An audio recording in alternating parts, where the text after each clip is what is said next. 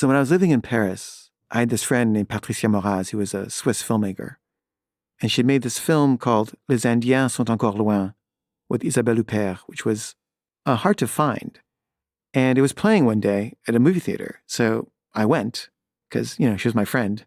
And I was excited to see her film finally. And I'm at the movie theater and I hear these two guys talking. And one of them is talking about how he knows her, the director. And, I knew her too. So I asked him about that and said he was friends with her son and they went to architecture school together. And we started talking and I really like this guy a lot. Sometimes, you meet somebody and you just feel like this person is really, I don't know, just special.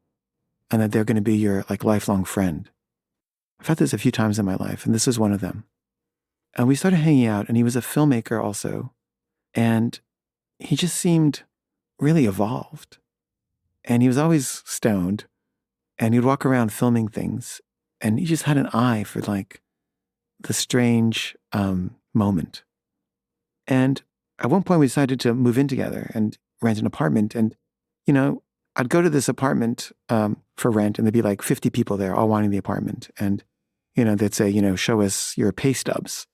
And I had no pay stubs. I was just a poor filmmaker, wannabe filmmaker. And I remember Patrick came late to this event.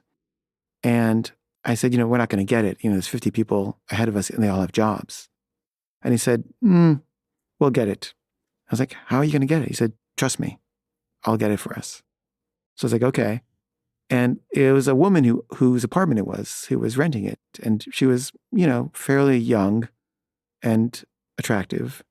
And I guess Patrick was handsome, but he was mostly just really, really charming. And he asked her if she wanted to grab a coffee with him. She said, okay. And he basically talked her into letting us rent the apartment over these 50 other people who had, jobs. And I ended up leaving Paris suddenly because I decided to go back. I was getting really depressed there and I missed my girlfriend. So I ended up not living with Patrick.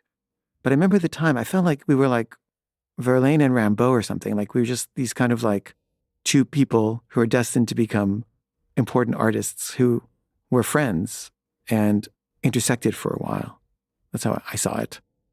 And he later ended up becoming involved with Patricia Moraz, my friend, and the mother of his friend.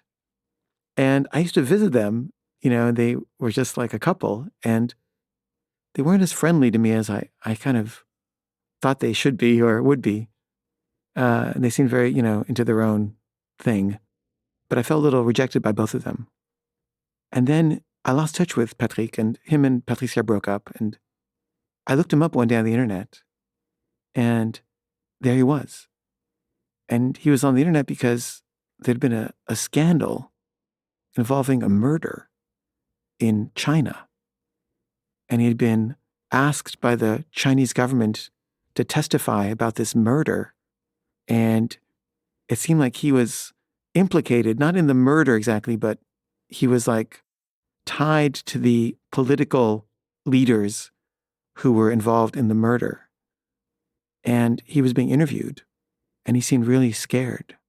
Like he was afraid that he would go to jail. And I recognized him, but he wasn't the same Patrick that I'd known.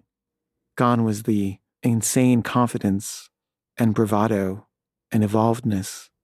He was just like a guy who'd gotten himself in over his head and was trying to not go to jail.